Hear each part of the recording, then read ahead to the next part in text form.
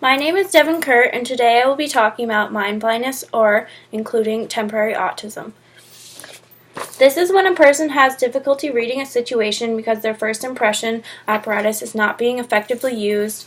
They are temporarily unable to infer the thoughts and emotions of other people because they're not paying attention to context and nonverbal communication clues, like facial expressions and/or body language. A good example of temporary autism would be the Gladwell shooting given in Gladwell's book, Blink. Gladwell tells a story about Lower Manhattan with a man named Diablo who ends up being brutally murdered.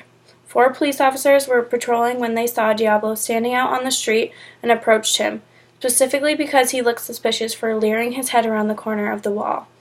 When they approached him, Diablo ran around the police officer's corner, and they shot him while pulling a weapon on them, which they thought was a gun, but it was his wallet. Gladwell states the police officers did not do one of the most important things, which was read Diablo's mind. Perhaps the most common and most important form of rapid cognition are the judgments we make and the impressions we form of other people, which is stated in Gladwell on page 194.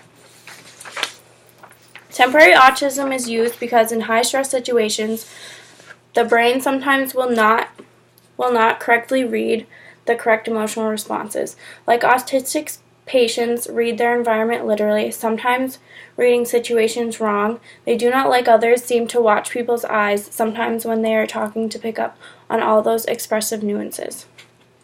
Have you ever experienced a mind-blind moment? I have.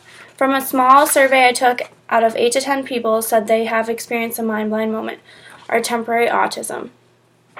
Tying into the concept of optimal range, when past the heart rate of 145, the cognitive thinking will shut down and your body or mind will stop.